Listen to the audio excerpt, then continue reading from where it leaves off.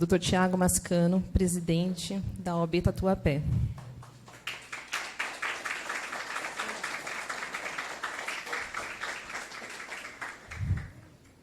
Doutora Gabriela, secretária-geral.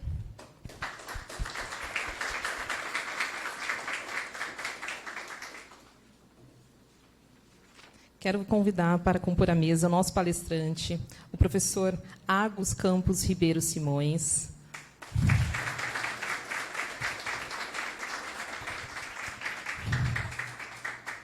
Convido também para compor a mesa a doutora Liliane, presidente da Comissão de Direito Constitucional.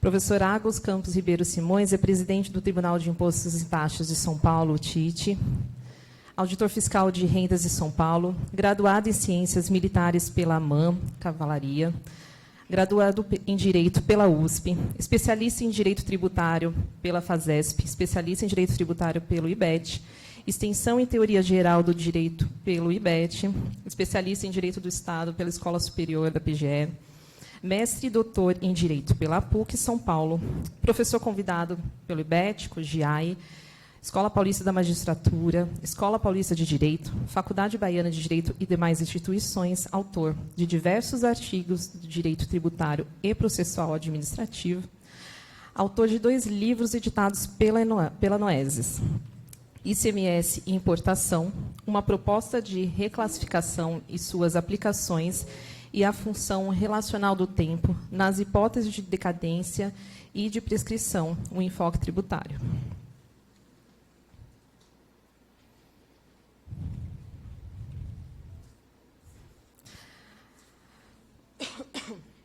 Agradecemos também a presença, e peço vênia para o nosso presidente, para agradecer a presença dos nossos presidentes que estão conosco, doutora Luísio Neto, presidente da Igualdade Social, doutora Gisele, presidente da Revista Jurídica, doutora Fernanda, presidente de Processo Civil. Agradeço também o professor Liberato Félix pela presença, a Neiva, da coordenação do IBET, que está aqui presente conosco. Agradeço também a presença da doutora Letícia, professora, também, que estava presente nesse momento nos prestigiando.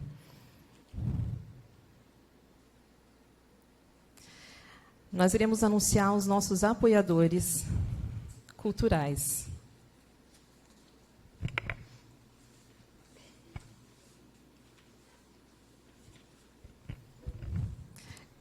Queremos agradecer o apoio cultural na categoria Platinum da T-Legal, na categoria Ouro, My Place Office, One Year, Buzz Out, Damásio Tatuapé, na categoria Prata, The Up, Mr. Count, Mr. RH, Organização Campo das Oliveiras, Plano Campo das Oliveiras, Clínica Campo Mais, categoria Bronze, Arena Tatuapé, A9, a água oficial da OAB Tatuapé. Gostaríamos de agradecer também o apoio neste evento do IBET e também da editora Noeses.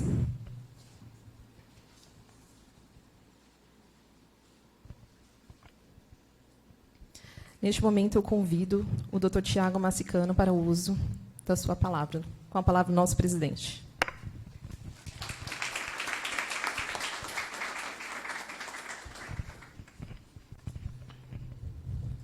Vou sair um pouquinho da tribuna, que eu gosto de quebrar protocolo, ficar mais próximo. Boa noite a todos. É um imenso prazer essa palestra se iniciando, da doutora Daiane. É a primeira, né, Daiane? A primeira? Ela estava tenso. Ela me ligou a semana inteira, falando, doutor, era 7 horas da manhã, me mandando mensagem, 18 horas, eu falei, agora chega, só no outro dia. E no outro dia ela já acumulava uma lista de novo. Mas, Daiane, parabéns. As pessoas que estão aqui nos prestigiando e também nessa mesa composta, através do Dr. Argus, mostra a grandiosidade que essa comissão vem angariando dentro da nossa instituição, que é a OAB.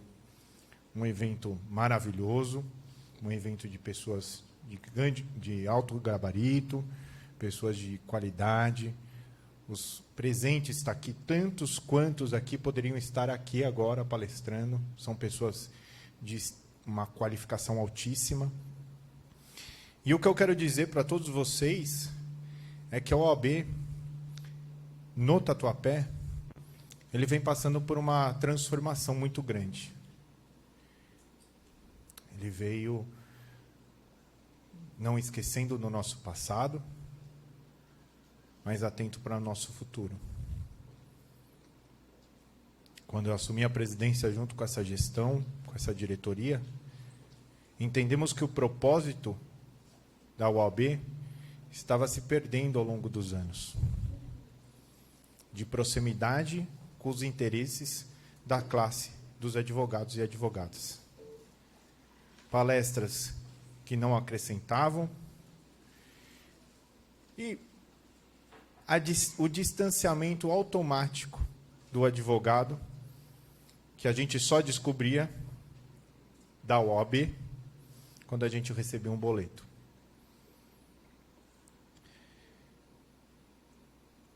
Fomos eleitos com esse viés de mudança.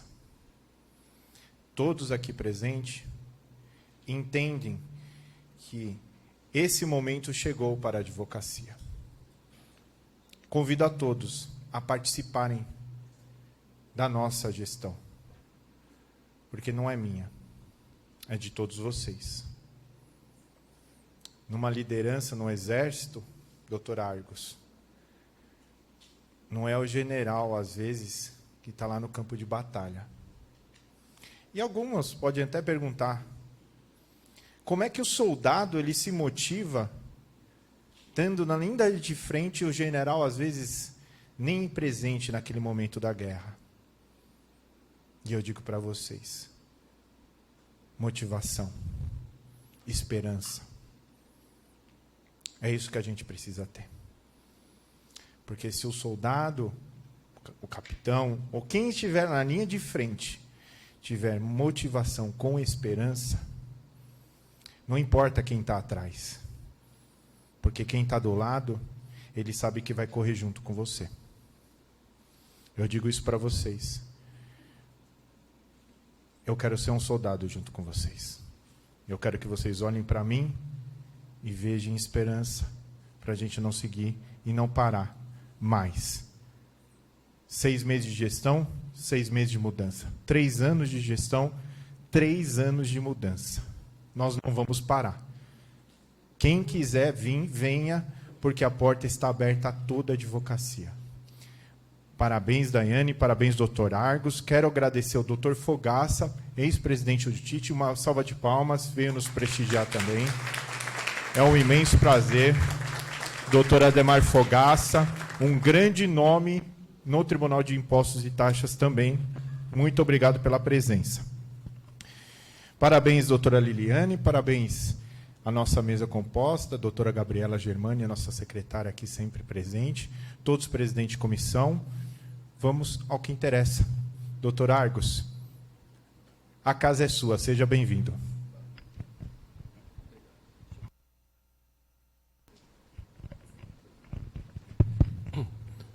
Isso.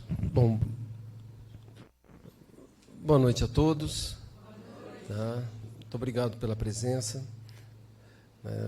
Virem aqui ouvir um pouquinho do que a gente vai conversar. Quero agradecer o convite, né, e saúdo a mesa toda e todos os colegas em nome do presidente, doutor Tiago, a doutora Daiane, né, que me deu a honra desse convite, de me trazer numa casa tão bonita. Aqui é uma casa cheia. Isso é gostoso depois desse período nosso. Já estava começando a me apaixonar pelo computador, ia pedir ele em casamento, porque só via o computador, né? Agora já melhorou um pouquinho. Antes de falar começar sobre a questão mesmo da inidoneidade documental, que são 30% a 40% dos autos de infração, aproveitar só para falar algumas palavras a respeito do tribunal, né, que eu tenho a honra de estar presidente, que lá a gente não é, nós estamos, né, durante um determinado tempo, é só uma função que isso eu acho que tem um grande interesse para os colegas, me permite chamar de colegas, advogados, que é a aproximação das decisões do tribunal ao máximo que nós pudermos do judiciário, né? Para que não fique aquela falta de sintonia entre o que o administrativo resolve e o que o judiciário resolve. Não tem sentido. É só pensar que nós somos um elo da corrente e não somos a última. Não somos o último elo. O último elo é o judiciário, né? Nós somos administrativo. É diferente. E eu vejo assim, na composição que nós temos hoje no tribunal, as pessoas, o doutor Tiago falou em motivação, as pessoas motivadas e com foco também nesse posicionamento de aproximação. Mas uma coisa tem que ser entendida, a aproximação com o judiciário, ela não é automática. Sai a decisão no judiciário, o tribunal decide assim, não é assim que funciona. Nós trabalhamos com crédito público. O dinheiro não é da Fazenda. Nós somos gestores de dinheiro. Quem pensa que o dinheiro é da Fazenda está pensando errado. O dinheiro é da sociedade, né? Então, como gestor do dinheiro da sociedade, nós temos uma responsabilidade grande, até pessoal, responsabilidade funcional, 141 do CTN, né, disponibilizar crédito público ao arrepio do ordenamento, e uma responsabilidade, claro, com toda a sociedade. Então, isso todos os tribunais administrativos possuem, um trâmite normativo para que possa internalizar as decisões do judiciário.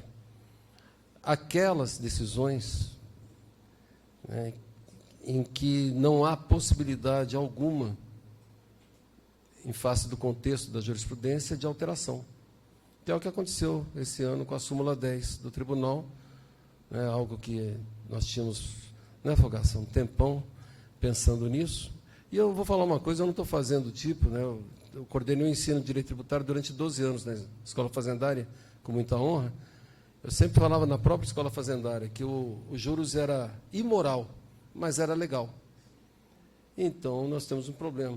Eu falei isso até no dia, e até para o secretário, né, quando a gente conversou. E aí, uma série de circunstâncias, né, desde o apoio do nosso secretário mesmo, né, que é um rapaz jovem, muito inteligente e nos ouve muito. Eu fiquei com ele 3h30 conversando a respeito disso. Né, levei uma equipe, eu tenho uma equipe, não sou eu, é uma equipe, né, uma equipe ótima, que mostrou para ele a necessidade de fazer isso. Aí eu me lembro que ele virou para mim e falou assim, o que você quer? Eu falei, que o senhor confia na gente. Confia na equipe, confia na gente, nós sabemos o que estão fazendo. Ele confiou. Então, nós demos um primeiro passo. E outros passos serão dados. Não é porque eu cheguei lá, não é isso, não. Cada presidente colocou um tijolinho, né, cada um, e aí desbordou nisso. Então, todos que vêm na frente também vão dar continuidade. Tá? E outra coisa que é interessante saber do tribunal, muita gente não acredita no administrativo, né? Muitas vezes porque não conhece, e muitas vezes que existe administrativo, que realmente é complicado. Mas eu tenho visto nesses 25 anos, eu fui representante fiscal, né, chefe de recurso, passei em todas as câmaras, Fogaça lembra de conheço todos os julgadores, né, os juízes, chamados juízes do TIT, né, e mais da metade dos advogados lá foram meus alunos, dentro ou fora da Fazenda também, os representantes. Eu acredito muito no administrativo paulista, na composição que tem, né? Pessoas com independência funcional. E o que é independência funcional? O fiscal externo, ele não é livre quanto à interpretação do texto. Ele tem que interpretar, construir sua norma jurídica num processo de interpretação baseado naquilo que a consultoria tributária fala.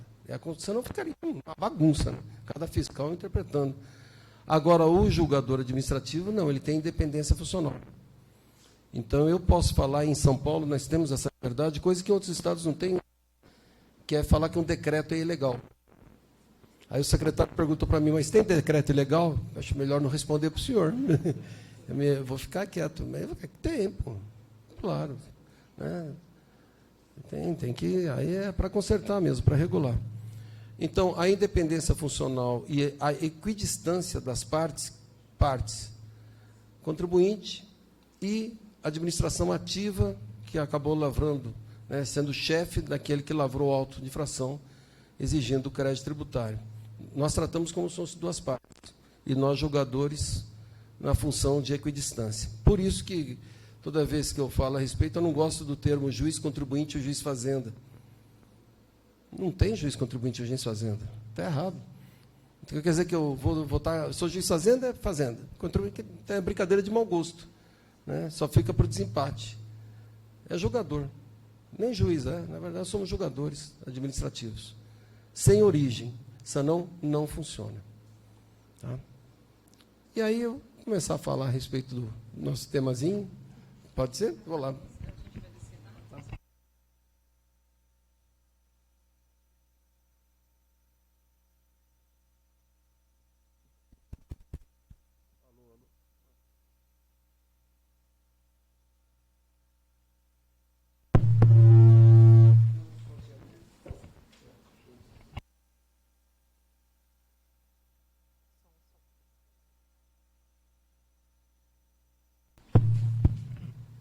Tá. Ah, tá. Tá ok. Muito bem. Sim, senhora. Então, vamos lá. Por que a Daiane tinha solicitado? Fala sobre um tema que seja interessante. E crédito indevido com documento inidôneo realmente representa 30% a 40% dos autos de infração no país. Comprar com nota fria e escriturar a crédito aquele montante que foi cobrado numa operação anterior.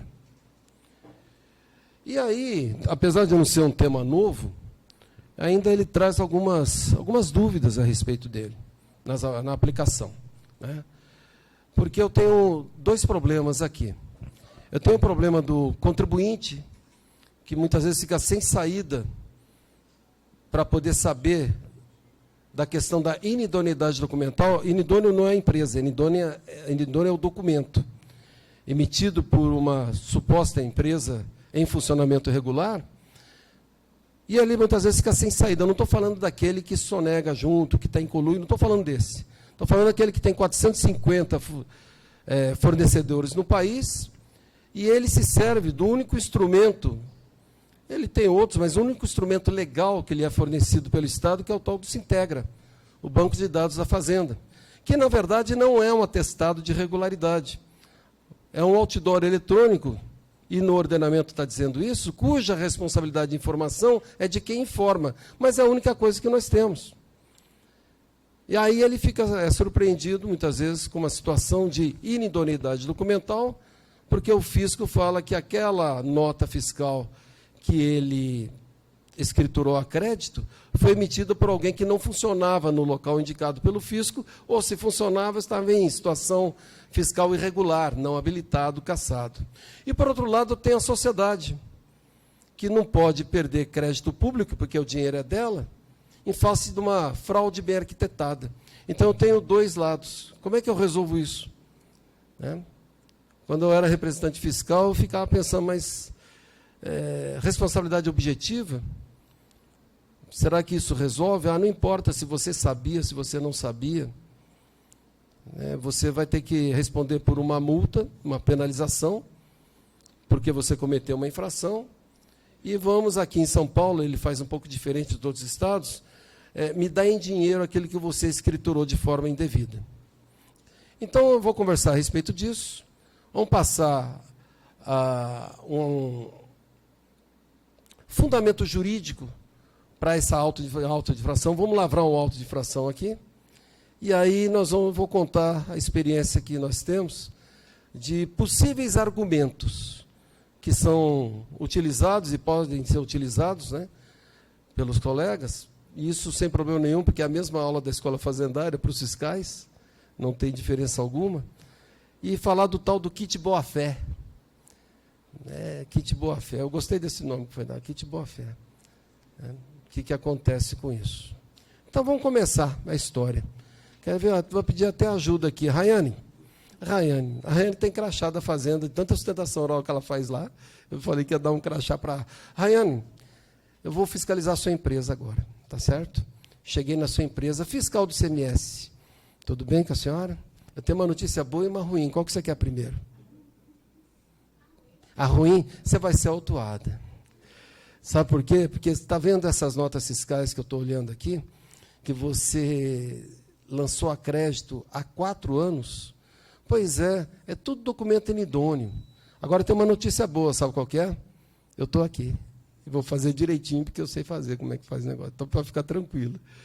Olha só, a Raiane, eu chego para a Raiane e falo, olha, exatamente, essas notas fiscais que você se creditou, essas empresas supostas fornecedoras, elas não estavam lá localizadas. A Raiane, nossa, não estava não. E algumas que estavam em situação irregular. Mas, seu fiscal, que coisa esquisita, sabe por quê? A Raiane fala para a gente. Eu consultei o Sintegra, o banco de dados da Fazenda, e hoje em dia, na verdade, não precisa nem consultar, porque se é nota fiscal eletrônica, se sai, é porque está dando uma situação de ativo. E o Sintegra estava escrito ativo. Seu fiscal, eu estou achando esquisito, sabe por quê? Porque eu paguei. E eu não fiz um pagamento forjado. Eu realmente paguei para aquele que o senhor está falando que é um suposto emissor de nota fiscal.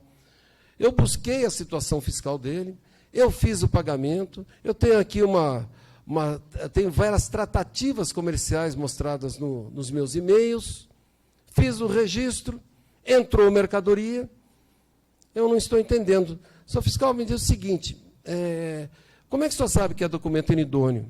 Aí a fiscalização fala, por causa desse relatório aqui, ele em São Paulo se chama Relatório de Apuração de Inidoneidade. Na verdade, um grupo de fiscais, Raiane, eles foram nessas empresas que eu estou te falando, chegaram lá e descobriram, conversaram com o sócio, com o contador, com os vizinhos, e eles chegaram à conclusão que está aqui nessa síntese do procedimento de inidoneidade, que é o chamado relatório de apuração. Aqui está dizendo que essa documentação conta uma história diferente das notas fiscais que estão aí na sua empresa. E entre essas duas histórias, eu confio nessa. E vou desclassificar as notas fiscais suas. E ao desclassificar, eu vou dizer que como você tivesse recebido mercadoria juridicamente sem nota. E se você recebeu sem nota, tem todo o reflexo colocado no ordenamento. Então, nós temos um problema. Com certeza já conheço a Raiane, ela não estava em conluio. Espero, né, Raiane? Para não ficar decepcionado. Ela não estava em conluio, né, com essas empresas que a enganaram. Eu não estou dizendo que é sempre assim, né? A maior parte dos contribuintes, quando compra, com um valor muito pequeno, é melhor desconfiar. Então, não vamos ser ingênuos. Mas tem uma parte realmente que é surpreendida. É para essa parte que eu estou falando. É para esse pessoal que eu estou falando, né? E aí eu tenho um problema que a Raiane fica, mas aí o que eu faço? Se Sintegra não serve, né? Claro, podia ter mandado alguém na empresa, mas isso normativamente, ela não tem o dever legal de fazer isso. Não está dizendo um rol de atividades, né, que ela poderia fazer para poder verificar a situação fiscal da pessoa com que ela está comercializando, artigo 22A da Lei Paulista, do ICMS 6374/89. Aquele argumento de que contribuinte não é fiscal também eu não usaria, porque contribuinte é fiscal das operações dele, artigo 22A. Ele tem o dever de saber, só que ele tem o dever, aí o doutor Tiago falou do Exército, né?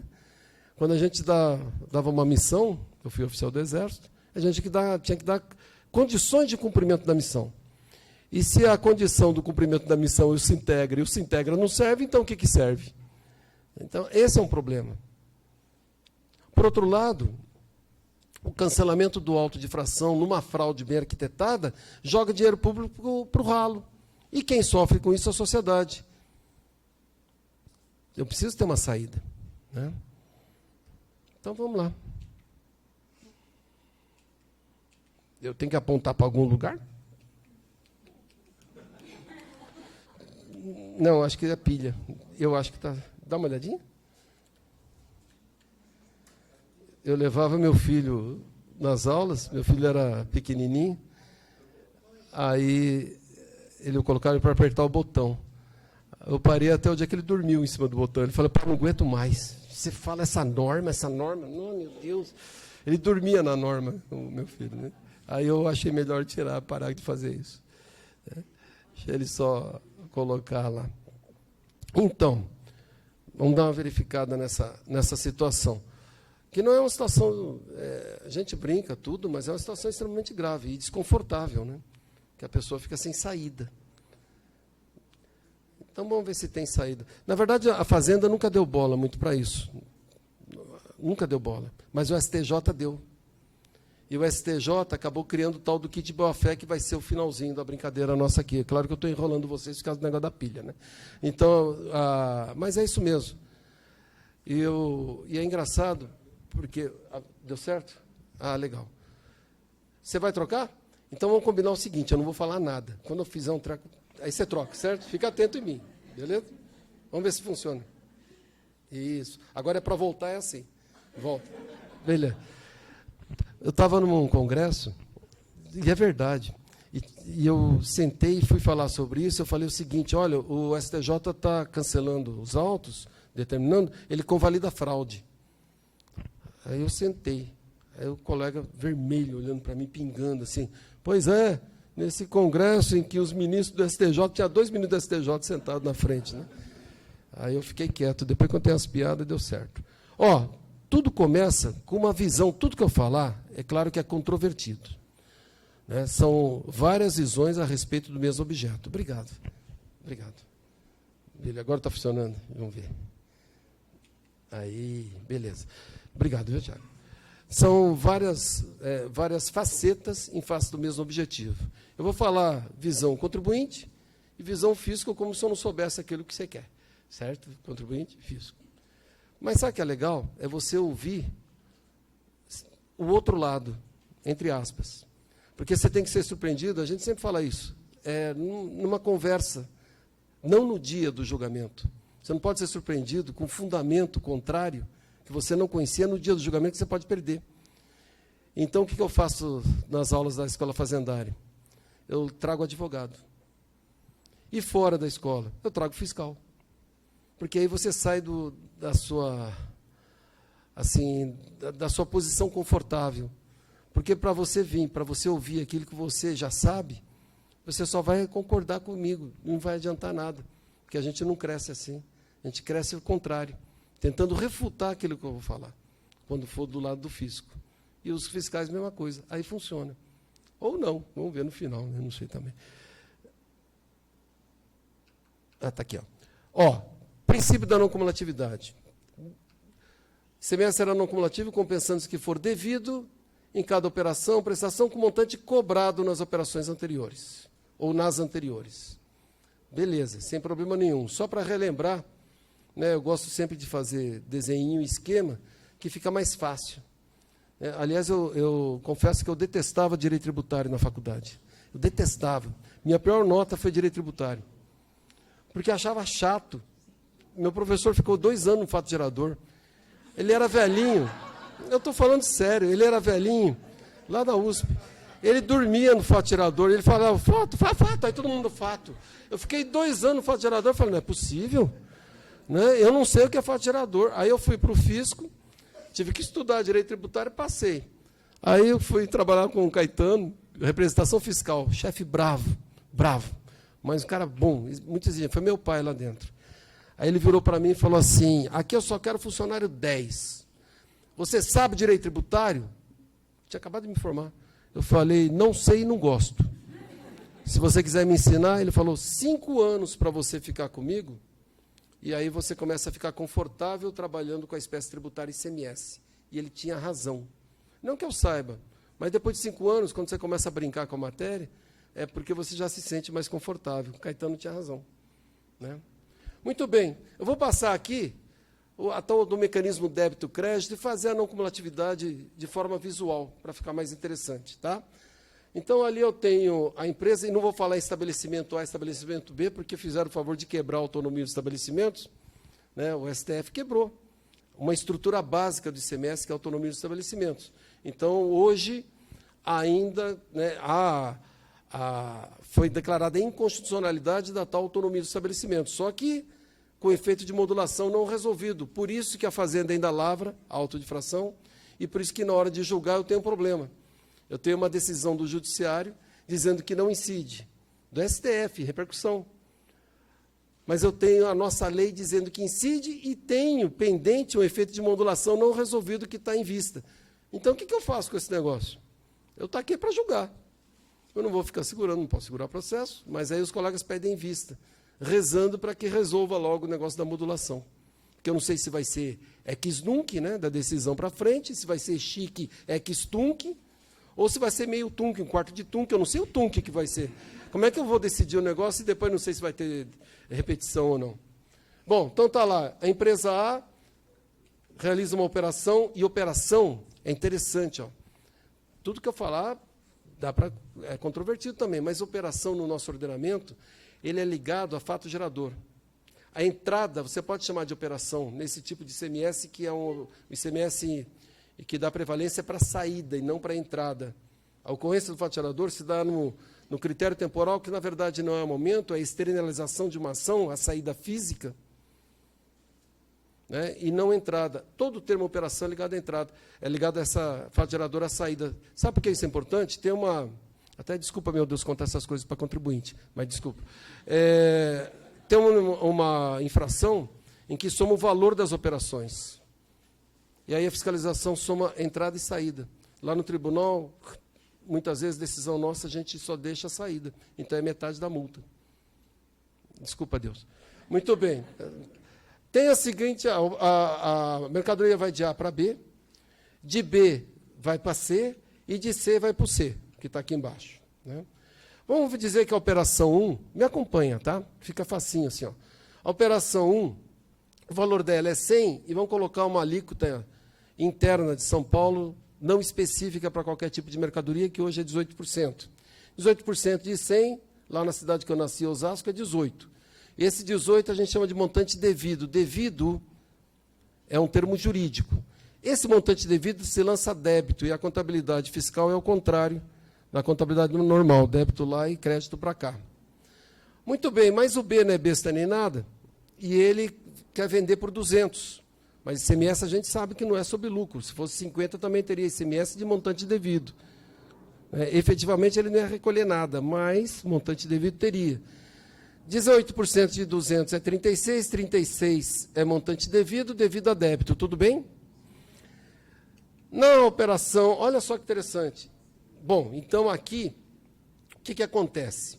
A nota fiscal, ela acompanha a mercadoria de A para B. Para B, ele olha o destaque da nota fiscal que ele emitiu, e esse 18, para ele se chama montante devido. Quando a mercadoria vai entrando aqui no estabelecimento de B, B olha a nota fiscal emitida por A e fala, teve um montante cobrado na operação anterior. Anterior a quê? Operação anterior. Operação sempre fato jurídico, fato gerador. Então, operação 2, anterior é qual? A 1. Ele está falando assim, teve um montante cobrado na operação anterior que eu vou fazer. Eu vou fazer a 2. Então, anterior a 1. Quanto que é o montante cobrado na operação anterior? 18. Então, ele pode colocar esse 18 a crédito. Uma coisa que talvez não vale a pena brigar, e eu estou assim, falando para a defesa do seu cliente. O tal do critério físico de creditamento do ICMS. Não dá para brigar que é critério financeiro, tudo que entra dá direito a crédito. Isso não é PiscoFins e nem uma parte do IPI. O critério físico só vai ter direito, isso no administrativo e no judiciário. Só vai ter direito a crédito aquilo que entrar, que tiver um pezinho com uma saída tributada. Ou compra e vende, ou matéria-prima de algo que saia tributado. Eu acredito que não vale a pena brigar ao contrário. Vai acabar perdendo no administrativo e no judiciário. Não estou dizendo que está certo ou está errado, mas é um entendimento sobre a não cumulatividade do ICMS. Bom, aí vou continuar. O C não é besta nem nada e vende por C por 300. 18% de 300 é 54. 54 montante devido lança débito. E você fala o seguinte, bom, teve um montante cobrado na minha operação que eu vou realizar, que é a operação 3. Na operação anterior a 3, qual que é? 2. Então, na operação 2, ele coloca crédito, que é montante cobrado na operação anterior. Crédito por entrada de algo que ele trata como mercadoria. Mercadoria a gente sabe que não é, ela está mercadoria, depende do seu destino. Aquele que dá entrada, se vai ter uma saída tributada, ele está tratando aquele produto como mercadoria já na entrada. É isso que ele fez aqui, é o tal do critério físico. E olha que interessante, o princípio da não cumulatividade, é claro que é uma grande bolsa de débito, uma grande bolsa de crédito, faz isso o mês todo, e depois ele vai aplicar aquilo que é a raiz da não cumulatividade. O professor Geraldo Ataliba, o professor Kleber Giardino, já falavam, né, os grandes do ICM, de que a não cumulatividade, a raiz da não cumulatividade não era uma concessão indiscriminada de crédito, mas era a possibilidade que, se você tivesse dois braços, né, assim, braço e duas balanças, dois braços da balança, é a possibilidade de você pegar e abater. Vai ficar ridículo, mas não tem jeito. Peraí. Meu filho detestava isso. É assim, ó, débito, crédito. Eu vou fazer a compensação da não cumulatividade. Dos meus débitos, eu abato com os créditos que eu tenho. O que sobra, eu recolho em dinheiro. Às vezes eu tenho mais crédito do que débito. Dá para entender? O meu débito todinho foi compensado com o meu crédito. O que sobrou é saldo credor. Saldo credor que eu passo para o período seguinte para bater dos débitos do período seguinte, mês seguinte. Dependendo da situação, porque sobra crédito, redução de alíquota, exportação que mantém crédito, esse crédito deve ser reconhecido pelo Estado como crédito acumulado, que basicamente serve como dinheiro. Né? Paga transportador, tá? Por isso que as fazendas, às vezes, não querem reconhecer o crédito acumulado. O Gassa se trabalhou nessa parte de crédito acumulado, então ele sabe. Você sabe que não é verdade? Estou falando? Tá. Eu acho que fica até melhor sem microfone por causa do... Não fica? Ou não? Não? Tranquilo? Então tá bom. Bom, mas olha só. Eu vou fazer a compensação, débito menos crédito. Ó. 18 menos, não é mercadoria, porque eu só estou fazendo uma operação. Menos 00, 36 menos 18, 18, 54 menos 36, 18. A carga tributária total é quanto? 50.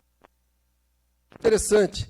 Quando você compra por 300, você não está comprando só o produto, você compra o imposto também, porque ele está embutido nos 300. Por isso que você tem que pedir nota fiscal. Não é porque eu sou fiscal, não. É porque quem arca economicamente com o tributo é o adquirente final. Se você não pede a nota fiscal, o que acontece? Você pagou o tributo, arcou economicamente com o tributo, e ele não vai para a sociedade, uma parte dele, porque não tem emissão de nota fiscal. Né? Então, esse é o motivo, que as pessoas não entendem, às vezes. Muito bem. Esse termo cobrado ele é mal entendido em algumas fazendas, porque não o ordenamento, mas às vezes alguns autos, né, dificilmente em São Paulo isso acontece agora, mas no começo tinha isso. Falava que era de montante não pago na operação anterior. Não é de montante não pago, montante não cobrado. Mesmo que o B não tenha efetivamente resolvido o problema dele de pagar o tributo devido, mesmo assim o C tem direito a crédito. Porque cobrado e pago são duas coisas diferentes. Cobrado é exigido, é incidente, não necessariamente pago. Quando tem que pagar é para algumas situações especiais, como importação, como era para empresa de pequeno porte que tinha, mas é mais importação que você tem que recolher efetivamente. Bom, e aí você fala, Argos, mas o que isso tem a ver com o inidôneo? Fica tranquilo, eu vou falar para frente. E é legal que ela fala coisa que eu vou falar para frente e vou embora, eu não falo nunca, né? Como eu vou embora mesmo, moro longe, lá em Perdido. Muito bem. Olha só que interessante, porque tudo tem a ver com inidoneidade. Pausa. É assim, parênteses. O professor Carrasa tem um capítulo no livro dele, o grande professor Carrasa, né? Nosso grande mestre, que fala sobre a inconstitucionalidade do artigo 23 da lei complementar, dizendo que documento idôneo não dá direito a crédito. Muito bem, aí ficamos com isso. O professor Paulo de Barros, no livro dele, Direito, Método e Linguagem, resolveu o problema. Não sei se ele percebeu, mas ele resolveu o problema. Porque ele nos falou o que era incidência e não incidência tributária.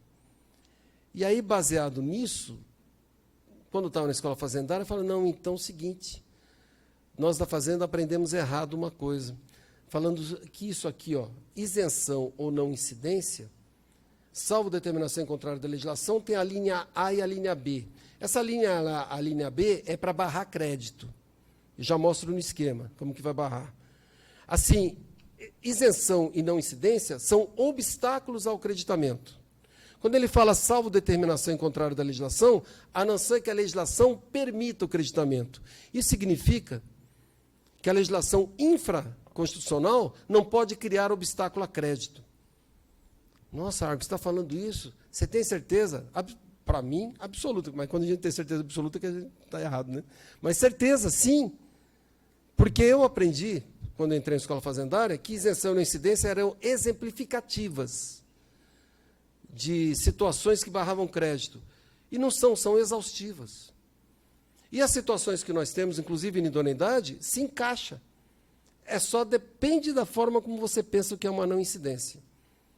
Que foi que o professor Paulo de Barros, né, para quem não sabe, o grande mestre, meu orientador há mais de 20 anos, né, que eu tenho um apreço muito forte, aqui tem vários colegas, né, Daiane, outros colegas, Fogassi e outros, né, ali a Neiva, minha chefe. Estou falando certinho, chefe? Não? Tá bom. Perdi emprego. A isenção não incidência é exaustivo. Então, como que é isso? Eu vou fazer uma isenção aqui na cadeia. A gente sabe que isenção é diferente de imunidade. Imunidade é incompetência para instituir uma norma jurídica a determinada pessoa ou situação. Isenção, eu tenho competência, mas abro mão de acordo com a regra do jogo. Né? Vou botar uma isenção aqui, ó. Aqui na operação 2, uma isenção. Então, se a operação 2 é isento, não tem montante devido. Isenção. Se não tem montante devido, aí as alíneas A e B que vão entrar. Né? Eu não li, mas é o que está aqui no esquema. Olha só, se não tem montante devido, está aqui, ó, não tem montante devido, B não vai ter direito a crédito. E sabe por quê? Porque o princípio da não cumulatividade é baseado na tal balança com os dois braços. Se não tem débito, para que crédito? Para passear com ele. O que o cara vai fazer com crédito se a raiz da não cumulatividade, tudo é si, tudo é si. Se a raiz da não cumulatividade não é uma concessão discriminada de crédito, mas a possibilidade de compensação débito com crédito. Então, se não tem débito, para que crédito? A linha A, a linha B é o que isso que ela está falando. Não sou eu, é a Constituição. Então, B não tem direito a crédito. E, se não tem montante devido, não tem cobrado na operação anterior. Se não tem cobrado na operação anterior, não tem crédito. É isso que está lá, isenção e não incidência falando. Só estou falando aqui da isenção. Não incidência, que eu não sei o que é, vou ter que mostrar uma versão da não incidência. Tem o mesmo efeito. Agora, olha só a carga tributária. Parece que aumentou, né? Ó, 18 mais 54 dá 72. E a carga tributária sem isenção era 54. Você fala, pô, então uma isenção no meio da cadeia aumenta a carga tributária? Pois é, aumenta, mas sabe por quê? Porque esse daqui continuou com o preço de 200. Ele, na verdade, tinha que ter retirado, já que era isenção, ele ter retirado o valor da operação, coisa que não aconteceu no IPI. Não teve lá redução, eliminação de IPI? O que muitos contribuintes fizeram? Mantiveram o preço e aumentaram os seus lucros, que era para reduzir o preço para a sociedade. Você entendeu qual é o problema? É um problema cultural também. Né? Problema de levar vantagem. A gente leva vantagem micro e leva uma desvantagem macro, porque todo mundo paga por isso. Né? Continuar. Esse rol exaustivo, para nós sim. Na Escola Fazendária em São Paulo, agora há muitos anos. Exaustivo, mas foi difícil conseguir isso. Né? O Fogaça sabe. Pessoal, exemplificativo. Nós podemos fazer, não pode. Ei, como é que vamos resolver o problema? Mas, se partir da premissa, vão resolver o que dá para resolver, o que não dá para resolver não se resolve. Não podemos mudar, né, o conceito, a premissa para poder resolver o problema. Mas para falar de não incidência, eu tenho que falar o que é incidência nessa visão do Paulês de Barreis Carvalhais, que é o que eu gosto de falar. O professor Paulo, acho que será que ele sabe que eu falo Paulês de Barreis Carvalhais? Eu falo mais de 20 anos. Acho que, não sei. Né? É assim, ó. Me acompanha, é uma historinha. tá? Para entender isso. Aqui é o mundo do direito. E aqui é o mundo social. Uma grande sacada que eu vejo que foi que acabou fazendo me apaixonar pelo direito tributário, quando eu fiz o IBET, que eu fui em especialização, falei, putz, não se decora nada. Eu não gosto de decorar, né? Não se decora nada. Eu só raciocínio com as situações baseadas em premissa. Foi essa sacada de que direito não é gente. Direito não tem olho, não tem boca, não tem nariz. Direito é uma construção intelectual vertida numa linguagem muito própria. Se é alguma coisa, então deve ser outra. Direito não existe.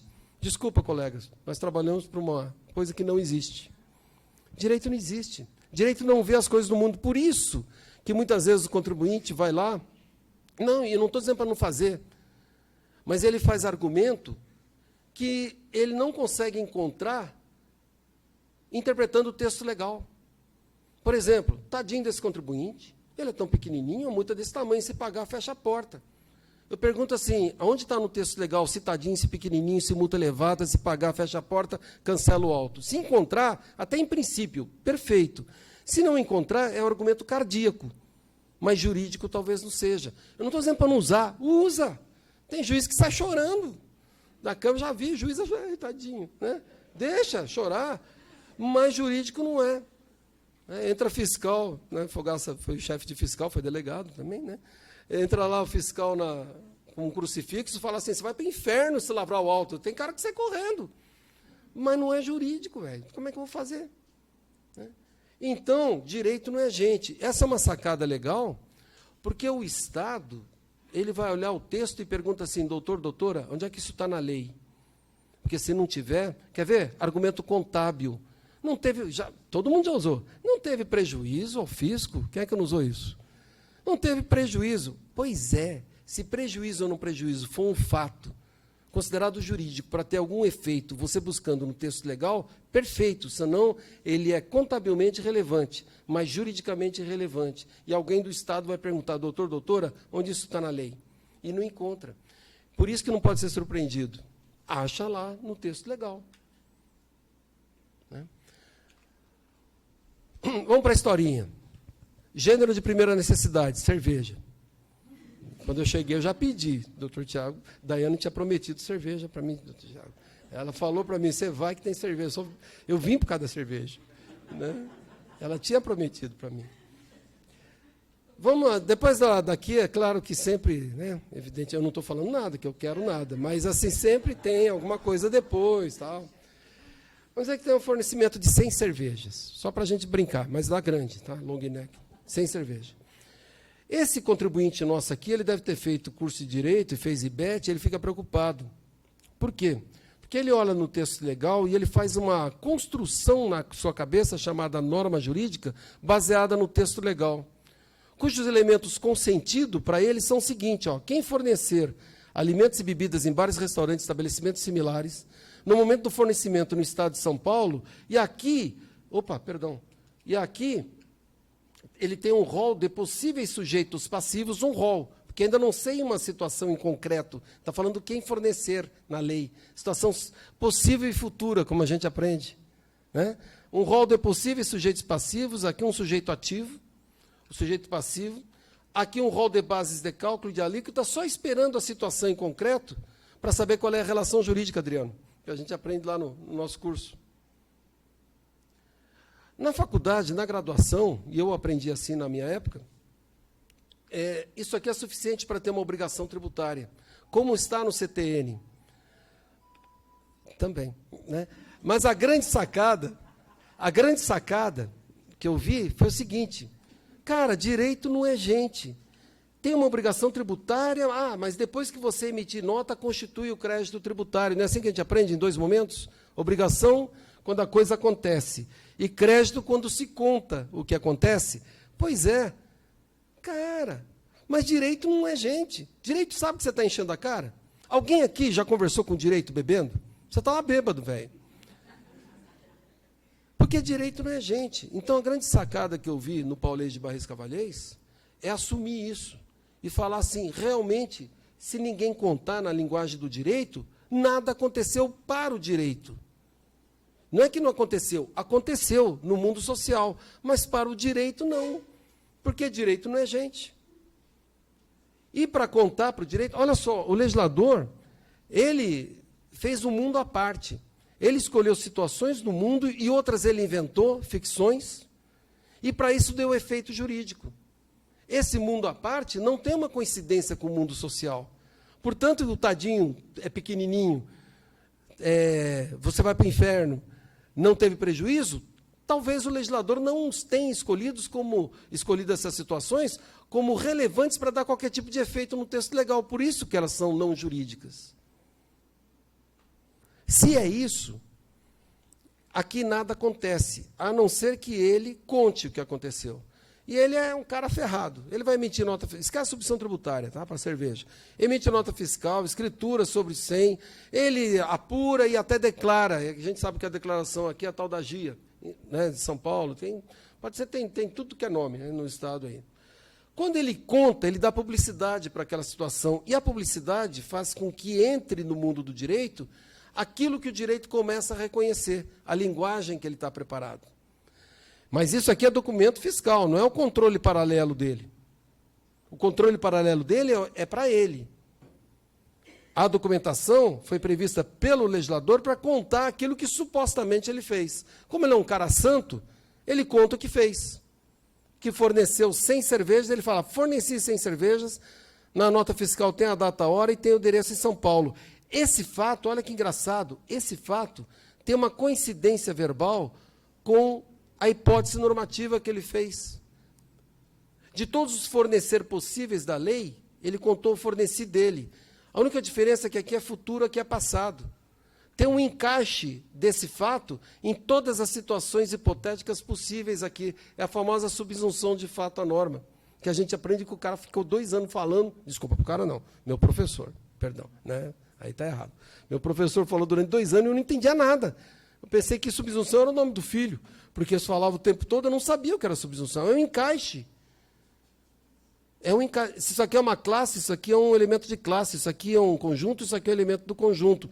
E essa coincidência verbal faz com que esse fato não seja um fato qualquer, é um fato qualificado no direito como jurídico. E por que jurídico? Porque na coincidência vai ter efeito. E o efeito agora é individualizado.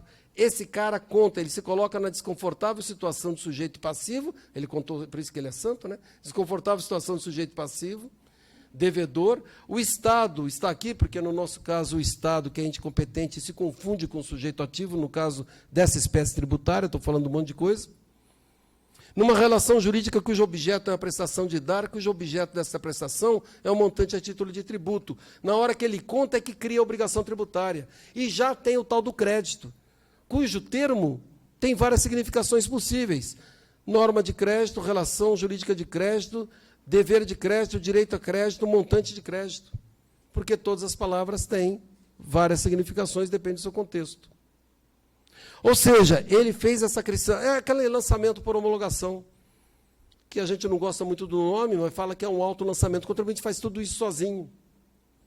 Bom, então, a incidência no Paulês de Barris Cavalheiros se dá por uma coincidência de linguagem. Por isso que fala que o direito usa a linguagem.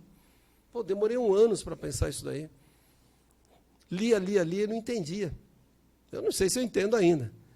Né? Eu dei 34 cursos. O primeiro curso que eu dei na Fazenda, aquele direito tributário aplicado ao ICMS, que a Neiva também foi professora lá. Eu dei 34 cursos, porque eu apostei que eu conseguia ensinar esse negócio. O pessoal fala, você não vai ensinar, vou ensinar. Ensinar não, vou discutir, quem sou eu? Vou discutir, nós vamos discutir isso. E eu li 34 vezes, não estou brincando, a principal bibliografia dele, na época. Curso de Direito Tributário, Fundamentos Jurídicos, que a gente estava conversando daí, Fundamentos Jurídicos. E ela é tão complexa que cada vez que eu li, eu vi uma coisa totalmente diferente. E um dia eu cheguei para o professor Paulo, é isso? Ele falou, não. Eu falei, pô, ou eu sou muito burro, que é uma grande possibilidade, ou esse negócio é difícil. E é assim que faz. Porque eu aprendi que a gente não lê quantidade, a gente lê intensamente aquilo que interessa. E foi o que aconteceu. Aí veio a luz. Falei, cara, isso aqui resolve. Mas resolve como? Eu estou falando de idoneidade. Então vamos lá. Se eu sei que é incidência, E a Constituição, se eu parto da premissa de que incidência é coincidência de linguagem, então o que seria uma não incidência? O fiscal, lá com a Rayane, agora eu volto a você, Rayane. O fiscal, com a Rayane, chega e fala assim, ó, o negócio é o seguinte, Rayane, essa documentação é inidônea. Se essa documentação é inidônea, eu vou desclassificar essa nota. Se eu vou desclassificar essa nota, eu conto aquilo que a nota falava, que é a história que ela contava. A história que ela contava é fato. Fato não é o que acontece. Fato é o que alguém conta que acontece. Partindo dessa premissa, eu tirei essa história do mundo jurídico. E se eu tirei essa história do mundo jurídico, não tem mais fato. Se não tem fato, não tem fato jurídico. Se não tem fato jurídico, não tem nada. Se não tem fato jurídico, não dá para fazer coincidência com um lado só. A coincidência precisa ser alguma coisa coincidindo com outra. E se não tem fato jurídico, não dá para fazer coincidência. E se não tem coincidência, não incidência. E se é não incidência, você não tem direito a crédito. De forma objetiva, eu não estou resolvendo o problema de você não saber. Mas, de forma objetiva, pelo ordenamento, se eu pensar desse jeito, já era. Mas vou continuar. Não, crédito financeiro, né, que a gente já falou, talvez não seja o caminho, na minha opinião. E sim o chamado critério físico de creditamento não é uma coisa de fiscal, é uma coisa da Constituição Federal, do nosso ponto de vista, apesar de muita gente falar diferente. Importante, por que a gente coloca 146? Por um erro da Fazenda. As fazendas de todas as searas, elas acham que lei complementar é o fundamento último de validade. Não é. É a Constituição. E não foi fácil para eu entender isso aí. Tanto quanto eu entrei no mestrado, o professor Zé Arthur Lima Gonçalves, né? Não sei, muita gente conhece. Ele virou para mim, você é do ICMS, né? Eu falei, sou, vou te quebrar. Eu falei, por quê? Porque vocês ficam de costas para a Constituição Federal. E ele tinha razão. E com isso me fez, né? Falei, cara, quer ver um problema sério, caso grave? Não teve aquele negócio de demanda de energia contratada? Lembra disso? Né? A demanda de energia contratada era o seguinte, quer ver? Uma história. Copa do Mundo, 7-1. Todo mundo lembra. 2014. Não teve aquele lance de querer fazer a tal da cachirola, lembra? Carlinhos Brau queria fazer a cachirola, que era um chocalho, que para fazer igual a Vuvuzela de 2010, na hora que o Brasil fosse jogar, o adversário pegava a bola e fazia barulho. Pois é, ele queria fazer cachirola, vender cachirola. Só que eles foram fazer um teste na Bahia e o juiz começou a errar, e os caras jogaram a cachirola no juiz. Aí a FIFA falou, não pode, é arma. Eu estava na Bahia, final de semana, falando isso daí. Mas teve um empresário que apostou, por hipótese, né, na cachirola e aumentou seu parque industrial comprando máquina de fazer cachirola, Tiago. Comprou 1, 2, 3, 4, 5, 6, 7, 10 máquinas. O que ele fez? Chegou na concessionária de energia elétrica e falou assim, olha, eu quero que essas máquinas funcionem 24 horas, simultaneamente não dê blackout. Você coloca a tecnologia aí para mim? Coloco, vou disponibilizar 100 mil kWh para você. Liga uma máquina, funciona, liga todas, funciona, sem problema. Tem um custo, tá? Assina esse contrato. E ele assinou. Chega no final, teve o jogo na Bahia, ninguém compra cachirola, só uma máquina funcionou que ele vendeu para a família dele, que família é para essas coisas mesmo, comprar as porcarias da gente, né? Aí, quando ele foi olhar a conta de energia elétrica, ele levou um susto. Por quê? Porque ele esperava que fosse o seguinte, olha só, realizar a operação relativa à circulação de mercadoria tem uma base de cálculo. O que é uma base de cálculo? A base de cálculo é simplesmente um olhar quantitativo para o cerne do fato gerador. Fato gerador só um objeto, eu tenho várias formas de enxergá-lo. Aquele fato gerador da minha faculdade. Várias formas. Tem uma faceta qualitativa, que a gente chama de critério material. Verbo e complemento. Realizar operação relativa à circulação de mercadoria, fornecer energia elétrica. Tem um aspecto temporal, quando que isso é relevante? Critério temporal. Tem um aspecto espacial, onde que isso é relevante? não é qualquer local, onde o ordenamento prescreve. E tem um outro aspecto, que é o quantitativo, quanto que isso é relevante. Na verdade, a base de cálculo, né, o próprio professor Paulo fala, ela infirma, afirma, confirma aquilo que está no cerne do fato gerador. Ela não pode ultrapassar. O que acontece? A conta de energia elétrica estava usando como base de cálculo o valor do contrato e não a energia elétrica fornecida, calculada como? Quantas unidades vezes o valor da unidade. Fazenda cobrou. Né? Por quê? Porque é custo. ICMS é custo. Judiciário, tem até súmula para isso. Dizer assim, aquilo que ultrapassou o preço do contrato acima daquele fornecimento efetivo é inconstitucional. E cancelou tudo. Eu estava no auditório com o Salaberry, grande professor Salaberry, e pela escola fazendária, quando falaram isso, nós perguntamos, mas qual é o fundamento de validade para fazer essa cobrança? Ah, lei complementar.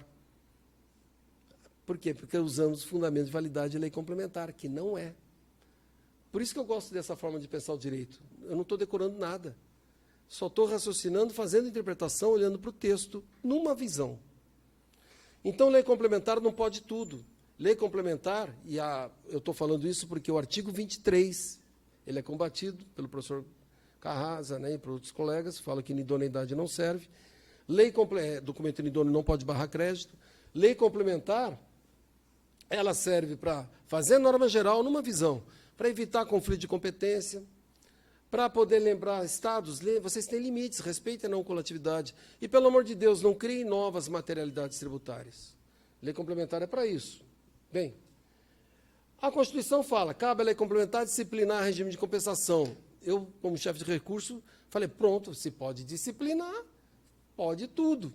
Aí eu fui corrigido na Câmara, por um grande professor. Ele falou para mim, disciplinar, você pode inovar dentro dos limites legais, mas não fora deles.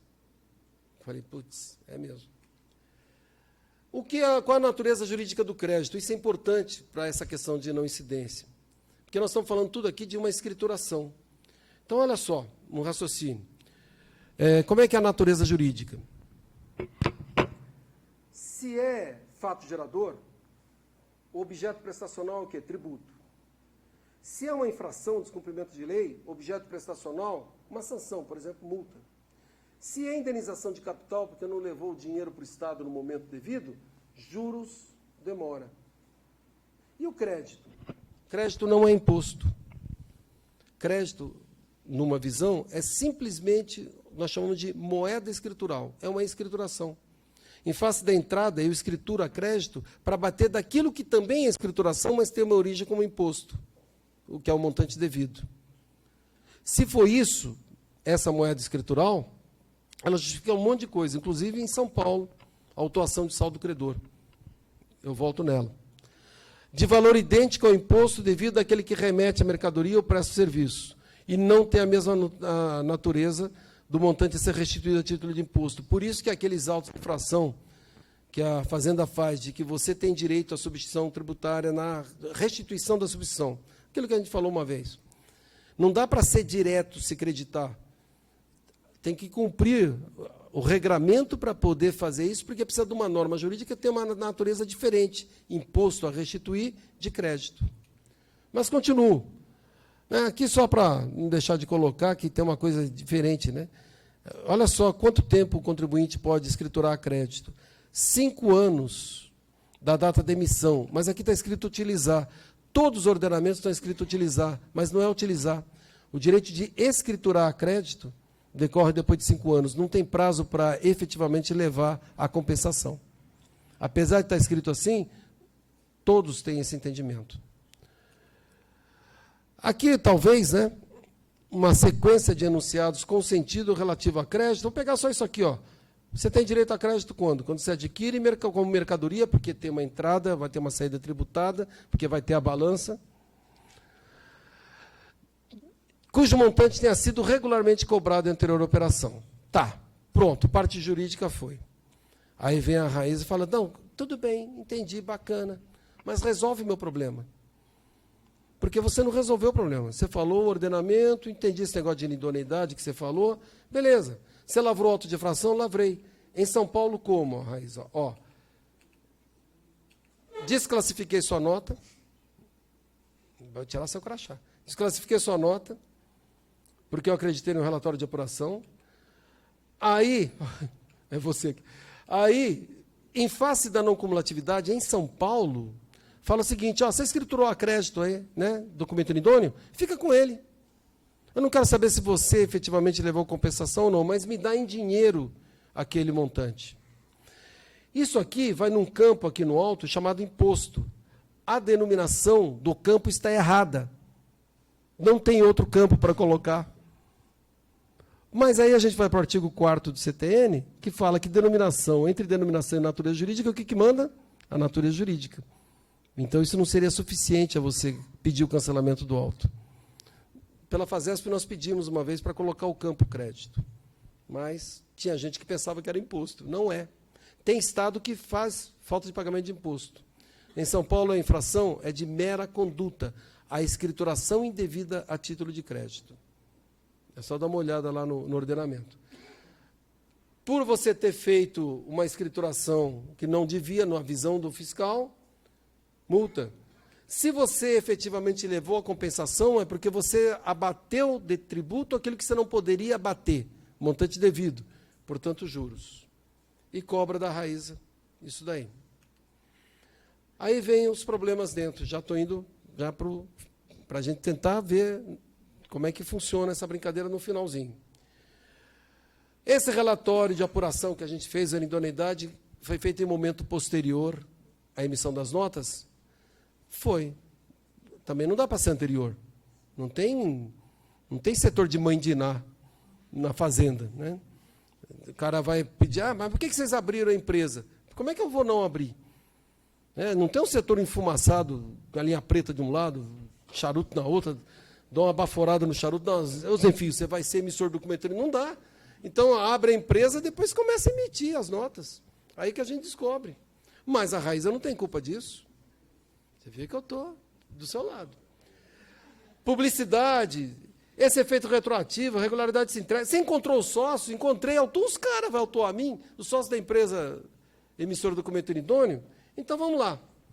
A legislação fala no artigo 23, esse aqui que é atacado, ó, o direito de crédito, para efeito de compensação, com débito, tal, está condicionado também à idoneidade da documentação. Se você pensar que o documento inidôneo, desclassificado, é não incidência, é constitucional. Tudo depende de si. Então, não seria um obstáculo dado pela lei complementar, mas uma interpretação da Constituição da não incidência. E tanto que ele fala aqui, né? E também a escrituração, porque seria uma moeda escritural. E aí, aquilo que você tem direito é que você escritura de acordo com as regras do jogo. Eu não estou dizendo que está certo ou está errado. Estou falando se você aceita a premissa de moeda escritural e de não incidência. Lei Paulista fala, ó, você pode descreditar de alguma coisa que é um documento hábil emitido por alguém em situação regular. Ele chama imposto devido, a alíquota sob base de cálculo. E o cobrado, está vendo como não é imposto? Ó, a importância calculada nos termos do item anterior, precedente. Documento hábil, atende à exigência da legislação, contribuinte em situação regular.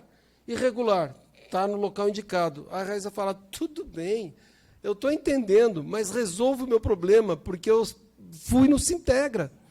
O que eu faço, então? Então, vamos continuar.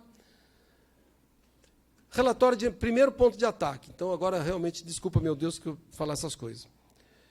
Ponto de ataque é o relatório de inidoneidade. Então, o primeiro ponto de ataque para o contribuinte é saber se o relatório foi bem feito. E tem alguns relatórios, eu não vou mentir, estou falando a verdade, que foram feitos da seguinte forma. Eu estava numa câmara de julgamento, e aí o fiscal, né, no processo, escreveu assim, ó, aquele que fez o relatório de apuração, olha, eu nunca fui na empresa, mas eu descobri que tem lá uma senhora que é vizinha, mora lá há mais de 30 anos, a dona Helena, e ela falou que nunca viu caminhão nenhum. Estou falando sério. Então, essa empresa nunca funcionou. Tá de sacanagem? Quem é o raio da dona Helena? Essa é a velha fofoqueira que fica o dia inteiro na janela falando mal dos outros, e o cara me... eu falei, bem, quem é o raio da dona Helena? Nós cancelamos o auto por deficiência de prova básica, que é o relatório de apuração de idoneidade. Outro, não estou mentindo, estou falando verdade. Eu fui na Bahia, aqui, essa semana, então deu certinho. A legislação da Bahia é igualzinha à nossa, nessa parte. Aliás, eles até revogaram o regulamento numa partezinha, mas é bem parecido. Oi? Foi isso mesmo. Eles pegaram e fizeram cópia, né? Bom, aí nós desconfiamos de uma empresa da Bahia e pedimos em colaboração o 99 do CTN para que fosse mandado lá o procedimento de idoneidade, ou idoneidade da empresa, tal, da documentação. E veio o relatório de apuração da Bahia. É verdade, igualzinho o nosso. Aí nós pegamos como prova, né? Estava lá, Brasão da Bahia, relatório de apuração, e começa assim, meu rei. Aqui na Bahia tem um esquema sonegatório. O que o cara fez, fiscal? Não estou falando sério. Ele pegou um jornal da Bahia, em que para o ramo de atividade daquela empresa, não é aquela empresa, para o ramo de atividade tinha um esquema sonegatório. O fiscal colocou a cópia do jornal e falou, aqui tem um esquema sonegatório para esse ramo de atividade. Essa empresa desse ramo, ela sonega.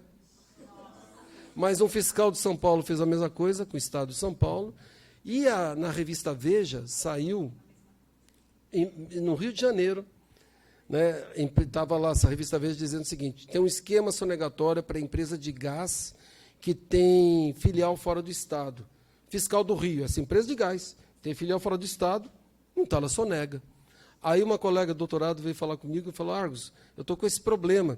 E o pior é que o juiz do judiciário manteve o auto. Eu falei, o que eu faço? Eu falei, troca de Estado.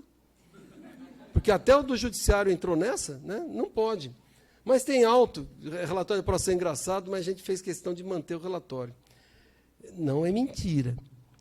5.000 garrafas de Campari que foram para uma papelaria no interior do Piauí. Nós estranhamos, né? Mas sempre pode ser uma verdade. Aí nós pedimos em colaboração pela fiscalização do Piauí para ir lá. Eu conheci o fiscal, fui dar aula, conheci por assim, essas coisas, né? Ele falou, fui eu que fiz. Tá. O cara foi. E quem que ele achou? A ex-mulher do dono. Companheiros, para vocês, não coloque sua mulher como sócia, porque se virar ex é a pior coisa que tem. Vira inimiga, eu sei disso. Eu estou falando para você, eu tenho experiência com isso. Não faça isso. Aí ele perguntou para ela, a senhora lembra dessas 5.000 garrafas de Campari? E colocou exatamente o que ela falou. Eu tirei foto e esqueci, eu ia botar aqui. Abre aspas, itálico. Ela falou assim, para cá não veio, porque aquele desgraçado bebe, mas nem tanto. Então o que nós fizemos? Esse daí nós mantivemos alto, o cara é muito burro, né? Bom, tem que olhar como é que foi feito o raio do relatório. Esse item do relatório é o primeiro item do kit boa-fé. Relatório de inidoneidade documental posterior à emissão das notas. Nós, na Fazenda, nunca demos bola para isso. O STJ deu bola, fala, se é posterior, para situações anteriores não serve. Então, mas o kit está aqui, tá? Depois no slide. Teve publicidade? A Raíza pergunta para mim, teve publicidade? Resposta básica da fiscalização, teve, interna. Lembra disso? Interna. Está certo, interna. Como é que fiscalização interna? Está de sacanagem. Tem publicidade interna? Não tem, pô. Publicidade interna não serve. Ou então a resposta assim, eu consultei o Sintegra, fiz a minha parte. A fiscalização do Brasil inteiro. Sintegra não serve. Não serve? E o que serve? Não sei, mas Sintegra não serve. Porque Sintegra realmente não é um atestado de regularidade. Mas é a única coisa que você tinha na mão. Em termos jurídicos, o Estado lhe fornecendo. Estou falando sério, né? Isso daí a gente fala na Fazenda. Vou continuar. São fiscal, só achou os sócios? Achei. Por que você não autuou os sócios das empresas, emissor do documento idôneo, e autua nós? Primeiro que não tem norma jurídica para isso. Onde verifica a infração, ele vai. Outra, quem são os sócios? Por interesse público, dá para autuar? É a dona Helena. Ganha uma cesta básica para ficar lá, pessoa de pequena, né, instrução. Então, por interesse público. Tem estado que fala o seguinte, se qualquer um pagar o tributo relativo à documentação inidônea, cancela o auto, ou nem lavre. Perfeito.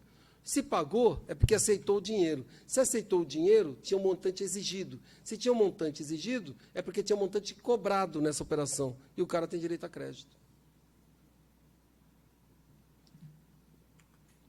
Eu paguei, e o pagamento é um problema. Só 15%, de acordo com a última estatística lá, daqueles que alegam boa-fé, conseguem comprovar o pagamento. Porque o pagamento é aquele feito para o suposto emissor e o valor bata. O valor tem que bater. Então, desculpa Deus, o que a gente orienta? Faça um dossiê, as notas fiscais, um demonstrativo junto com as provas de pagamento. Não joga aquela zona de papel para o fiscal, que já é o primeiro indício de que você está querendo esconder alguma coisa, né? Não, faz um demonstrativo, orienta para fazer um demonstrativo, mostrar que houve pagamento e que as notas batem. Por quê? Porque o raio do kit boa-fé, ele foi feito ele é baseado numa súmula do STJ que tem um caso líder precedente de uma empresa de Minas, de um recurso especial, repetitivo, em que a empresa funcionava de forma regular e fiscalmente também de forma regular, continuou funcionando de fato, mas irregular em termos fiscais, e voltou ao funcionamento normal em termos fiscais. Nesse período que estava funcionando, mas irregular em termos fiscais, ela emitiu nota. E aí foi considerado documento inidôneo. E o kit boa-fé, que a gente está falando, surgiu em face dessa empresa, desse problema, caso cumpra os 4 requisitos que a gente está montando. O primeiro requisito, relatório de inidoneidade, de apuração em São Paulo, posterior à emissão das notas.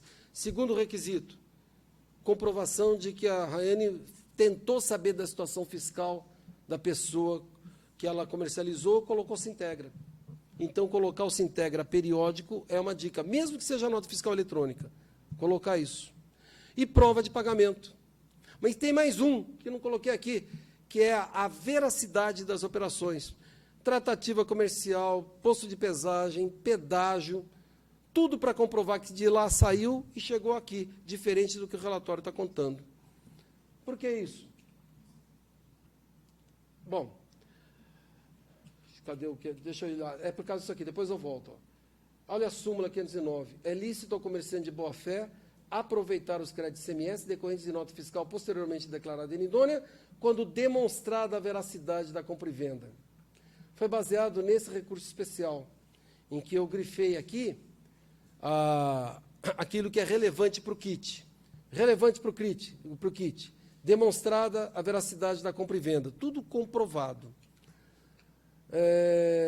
Documentação pertinente à assunção da regularidade, sem problema, mas aqui, pagamento. Há nos autos comprovantes de pagamento as empresas cujas notas fiscais foram declaradas inidôneas. É claro que pode pagar em dinheiro. É esquisito, como aconteceu numa Câmara minha, eram 114 milhões. Eu perguntei como é que foi o pagamento. Em dinheiro. Eu falei, dinheiro? Como é que transportou? Carro forte. Eu falei, tranquilo? Vamos ver o transporte. Tranquilo? COAF. Vamos descobrir. Você acha? Claro que não. Mas a sofisticação do pagamento, ela veio ao longo dos anos. Começou assim, dinheiro, aí não dava certo. Aí veio duplicata não quitada em banco, depois duplicata quitada em banco, depois cheque não compensado, depois cheque compensado. Eu não sei se o advogado você vai lembrar, uma época que nós pegamos um banco que foi criado para fazer a transação, como se estivesse entrando e saindo dinheiro.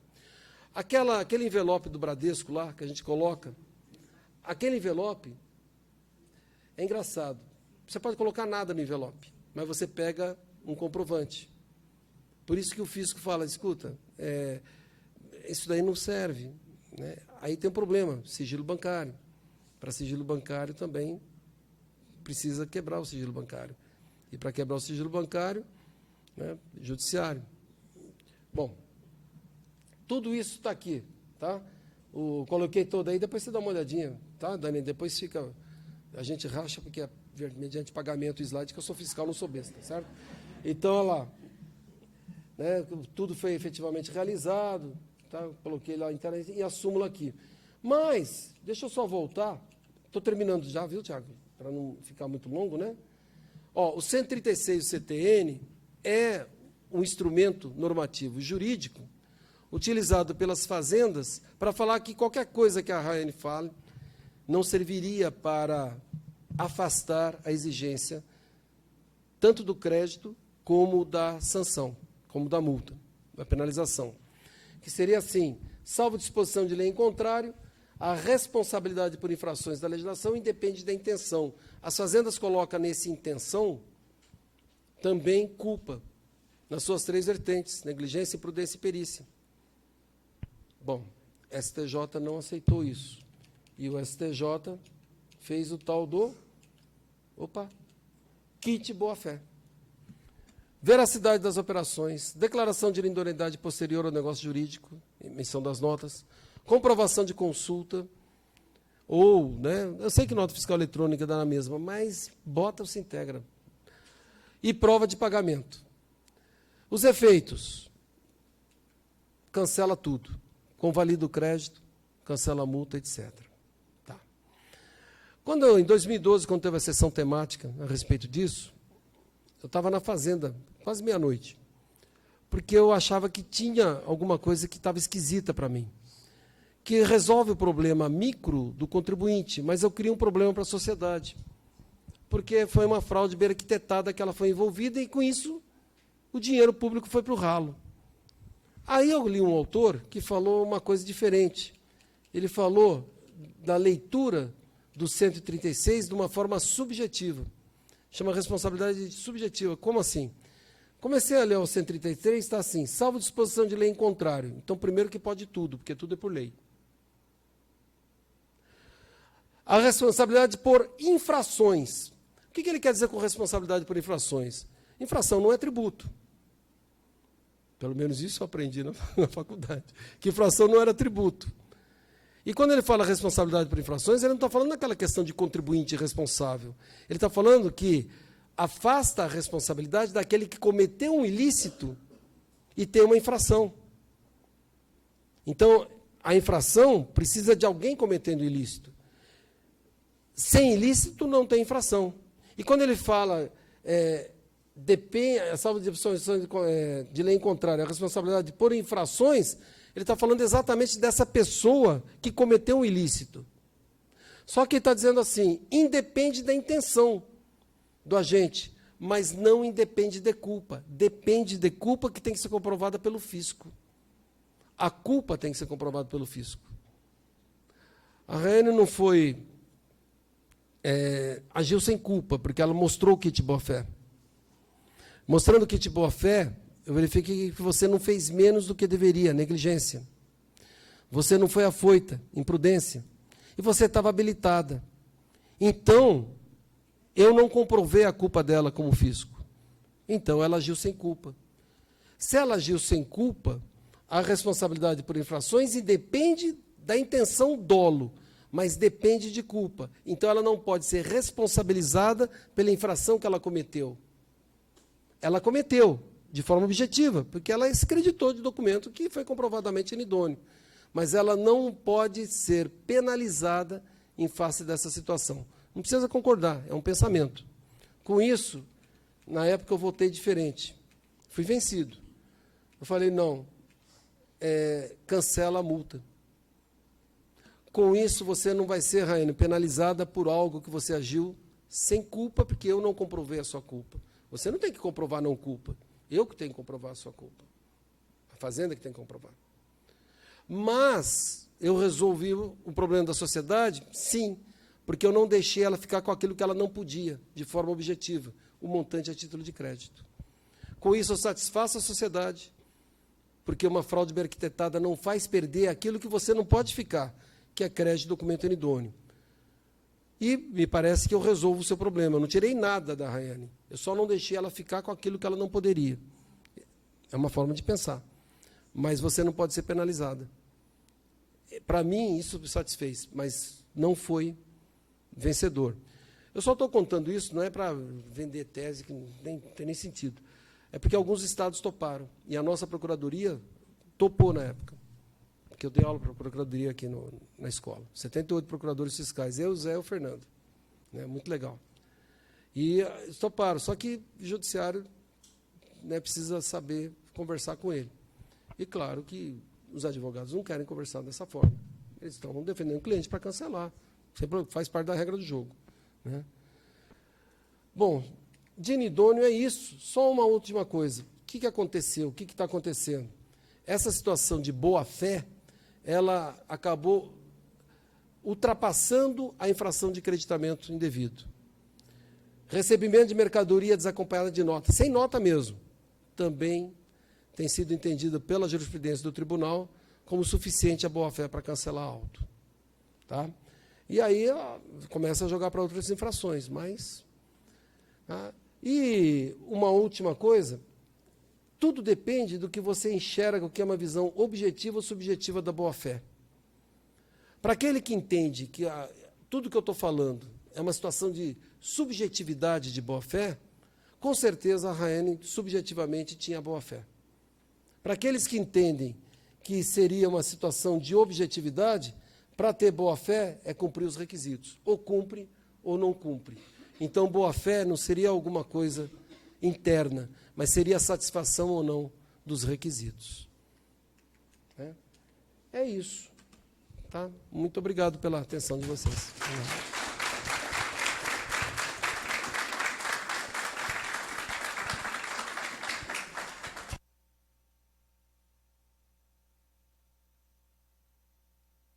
Eu esqueci de contar uma coisa.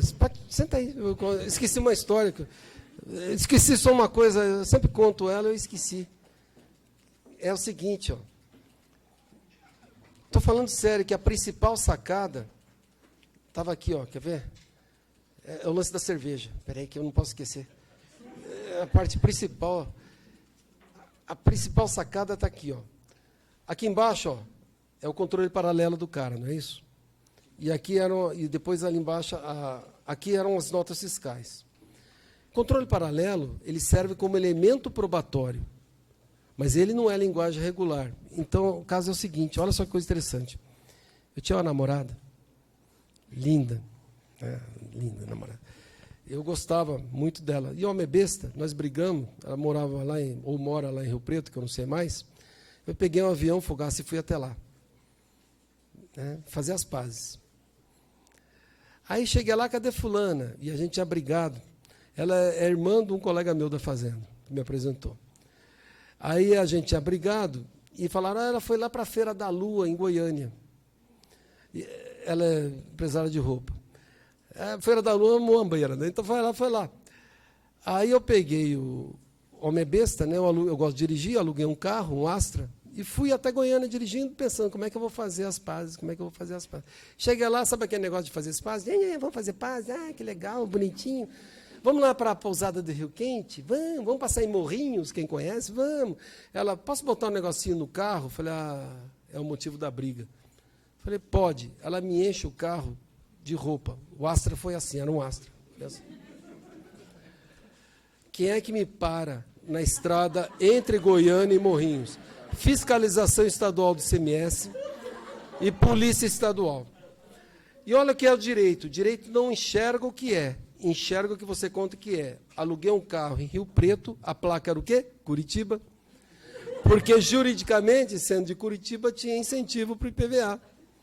Porque direito não enxerga o que é, enxerga o que você conta que é. Olha só, Paulo de Baís Cavalheiros. Veio o policial falar comigo. Minha sorte. Aí, o cara bravo, grandão, carteira de motorista. Que esquisito. O senhor é de São Paulo, carro de Curitiba, o senhor está em Goiás. Falou assim mesmo, o que o senhor está fazendo aqui? Falei, amor. Eu vi atrás do amor. Ele, documento do veículo. Aí eu tinha entregue para ela. Falei, documento do veículo. Ela falou, está na bolsa. Falei, cadê a bolsa? Está lá atrás. Falei, Então você vai fazer o seguinte, minha filha, você pega e bate papo com ele aí que eu vou lá pegar. Pô, cara, juiz do Tite. Quando eu abri, o que aconteceu? Plástico sobre plástico. Eu assim, né? Para o cara não ver. Ele não viu. Eu até fiquei assim meio chateado, porque a conversa dele estava muito engraçada. Papinho, eu falei, tá, papinho, né? Eu deixei. Aí eu virei para ela e falei, minha filha, você não tem nada de nota fiscal disso aí? Ela, eu tenho minha cadernetinha. Falei, deixa eu ver sua cadernetinha. Que coisinha linda, que bonita, que organização, SNCN, sem nota e com nota. Pô, mas que organizado, né? Organizado isso. O que está escrito aqui embaixo? Obrigado, meu Deus, pelas vendas realizadas hoje. Você vai para o inferno, pô. Deus e conluio. Assim, dizem que a minha ex-namorada, foi embora com o fiscal do Mato Grosso. Falaram que o auto de infração dele era maior que o meu. Eu não quero...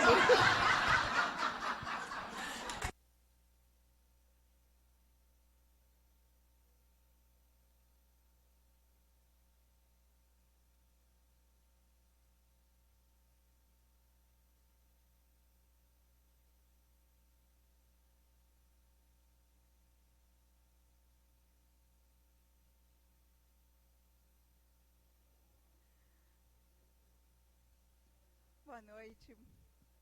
Boa noite, não. Boa noite a todos. Doutor Argos, que magnitude de palestra. Muito obrigada.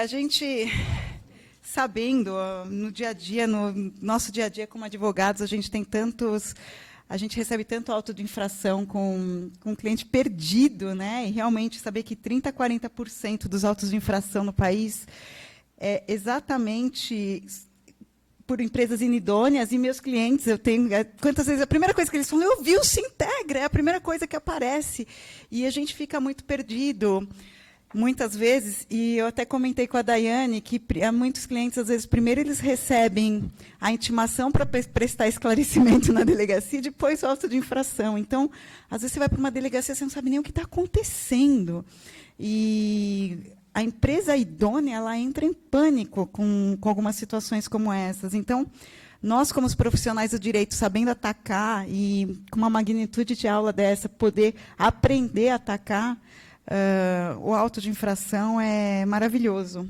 Aprendi muito, e muito obrigada pela palestra, foi maravilhosa mesmo. Tá? Que nós temos que fazer agora, Daiane? Primeira coisa, antes de mais nada, né, vamos homenagear o nosso palestrante, que veio aqui com tanto... Nossa, foi maravilhoso. Então, no nome... Tiago, você quer, por favor? Tiago, nosso presidente. Faça as honras da casa, por favor. A gente queria homenageá-lo.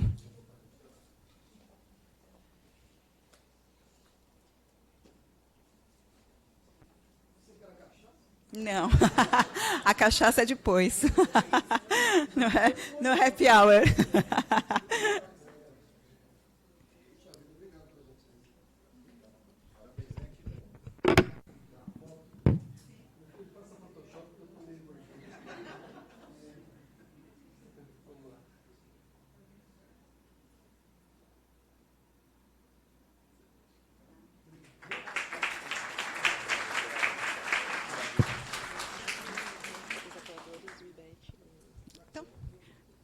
Agora fica você agora.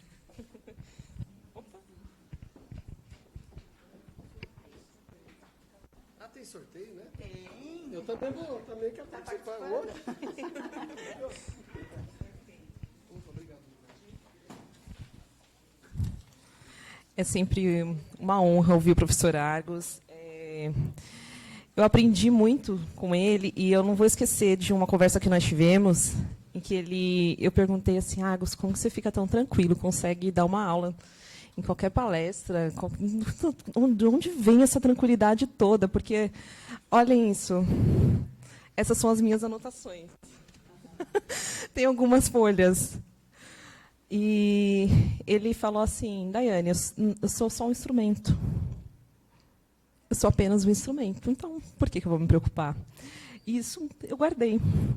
E todas as vezes que eu vou participar de uma aula, que eu tenho a responsabilidade de conduzir, eu penso, calma, Daiane, você é apenas um instrumento. E todos nós somos. Então, o professor Argos foi meu professor, e ouvi-lo novamente é um grande privilégio. Então, muito obrigada, Argos. por nos honrar esta noite. Eu quero agradecer novamente todos os nossos apoiadores. Agradeço a T-Legal, a My Place Office, Uni, a Buzalt, a Damásio Tatuapé, a GoApp, a Mr. Conte, a Mr. RH, a Organização Campo das Oliveiras, o Plano Campo das Oliveiras, a Clínica Campo Mais, a Arena Tatuapé e a A9, a Água Oficial do Tatuapé. Gostaria de agradecer mais uma vez neste evento o apoio do IBET, da editora Noeses. Eu vou pedir para a nossa mídia, por gentileza, passar o vídeo da T-Legal e do IBET, por favor.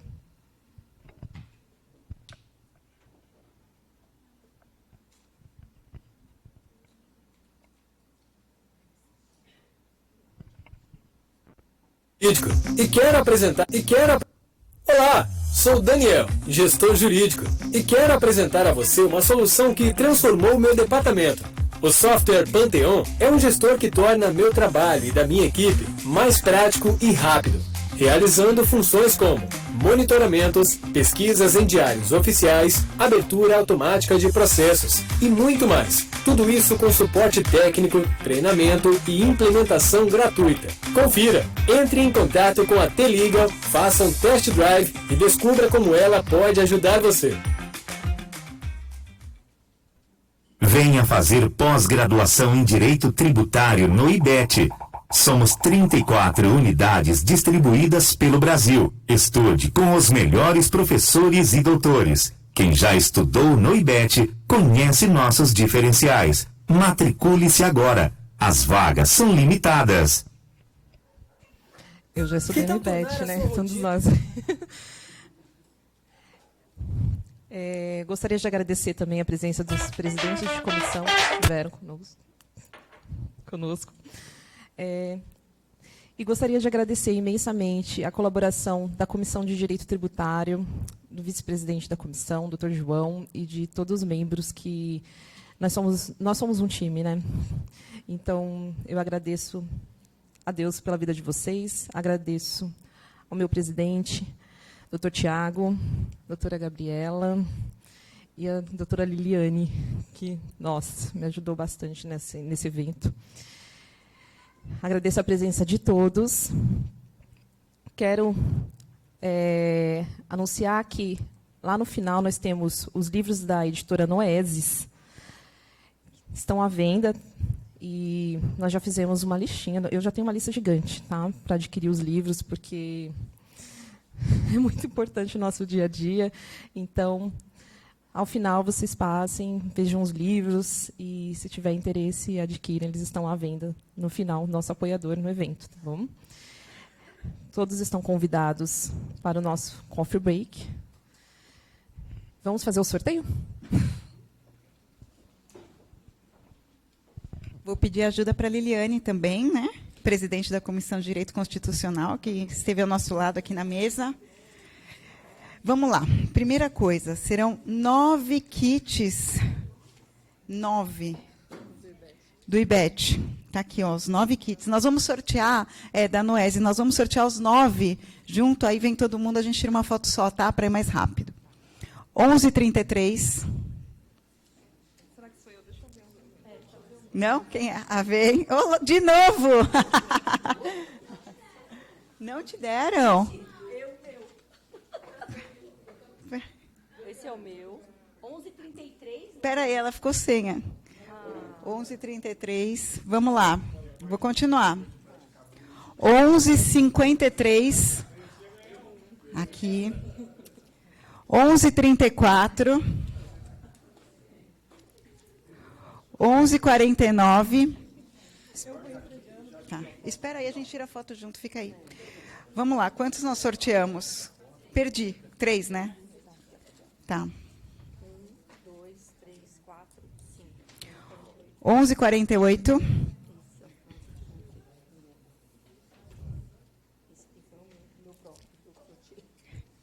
11h14. 11h18. Já foi todo mundo? 11h52. Já deu? Quantos são? São 9. 1, 2, 3, 4, 5, 6. Tem 6 aqui. Que número? 11:52. Olha. Tem mais ainda? Tem mais um. Vai que sou eu. 11:22, não sou eu. 11:22. Isso. Vamos lá? Vamos lá, Daiane? Vamos tirar as fotos? Ah, não, vamos fazer os livros agora. Quantos livros são? E 2 livros agora, hein, gente? Um é do professor Argos e o outro é do professor Adriano, que é da Comissão de Direito Tributário. 11:17 ganhou o livro?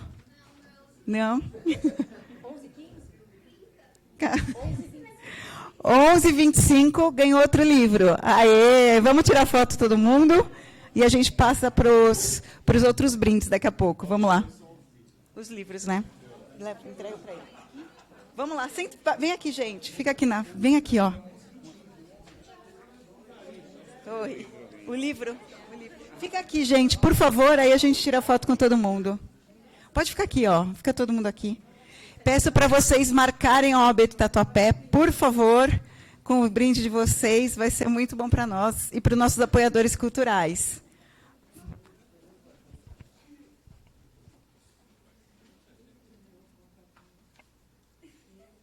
Aí, muito obrigada e parabéns a todos, viu?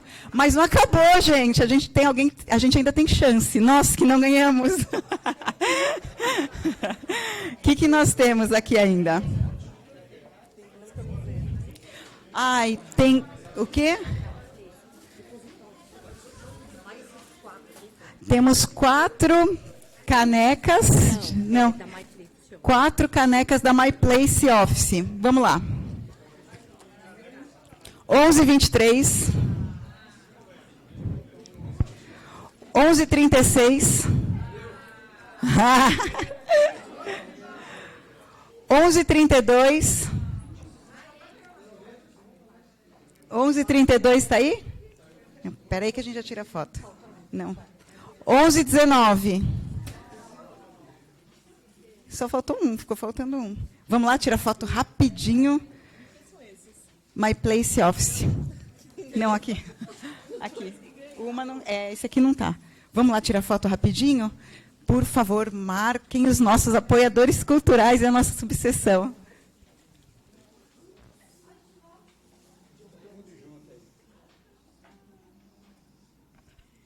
E agora acho que é o último, né? Isso que é palestra boa, hein? Não, aqui, deixa para o próximo. Vamos. Acabou? Ah, então é só isso. Não, ficou faltando então uma... ficou faltando aqui. Vamos lá, quem sabe? É o último?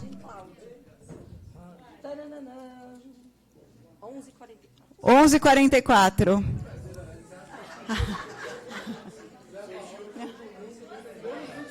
Olha, eu também não ganhei nada, viu? É a última. Parabéns. Tira a foto, a última. Vem, vamos tirar uma foto.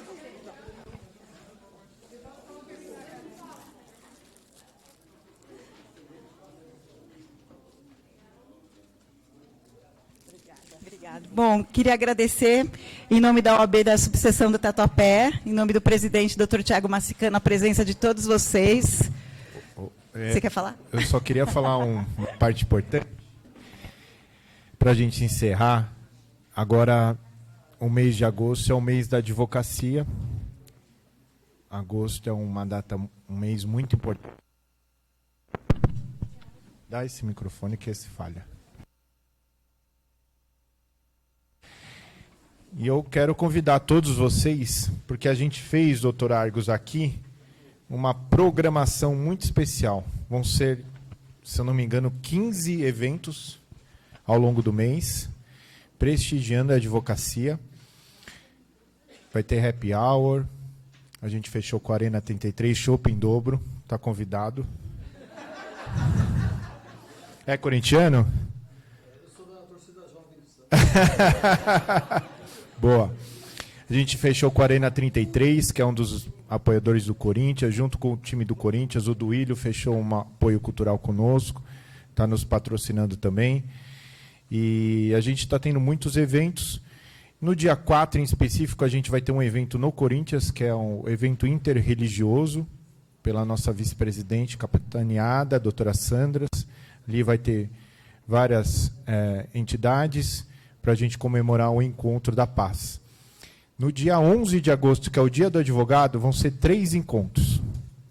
Primeiro, a OAB vai lançar no metaverso, é a primeira subseção do Estado e a primeira do Brasil a fornecer aos advogados o coworking no metaverso. Então, hoje, o nosso advogado inscrito na OAB Tatuapé vai poder atender seu cliente, fechar contrato, fazer negócio dentro da OAB Metaverso, tudo gratuitamente, sem nenhum custo.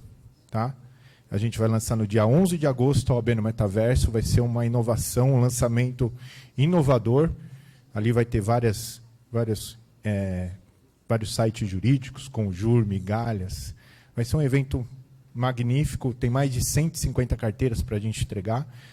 Convido a todos, marquem, vão lá, a gente vai fazer um coquetel, vai fazer um coffee break, vai ser na Unixul, na Anélia Franco. 10 horas da manhã, dia 11, todos convidados. Às 7 horas, a gente vai fazer uma palestra de 200 anos do Tribunal de Júri. Convido também todos aqui, 7 horas da noite. E às 8 horas, 8h30, quando acabar a palestra, a gente vai fazer o happy hour aqui do outro lado, na Arena 33. E vários outros workshops, oficinas práticas. A gente vai ter uma oficina de Visoló na prática. Então, os advogados vão aprender a montar o Visoló, que é colocar QR Code, colocar hiperlink dentro das petições e fazer a petição mais visual.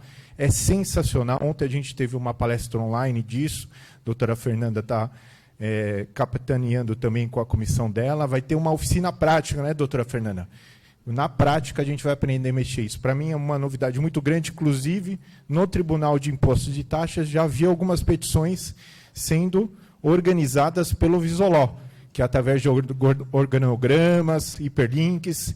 É uma novidade que é muito importante para a advocacia, é o futuro, e a gente está acompanhando aqui com a OAB Tatuapé. E vários outros eventos aqui, eu não vou conseguir falar sobre todos, tem direito do trabalho, direito penal, direito consumidor, direito civil.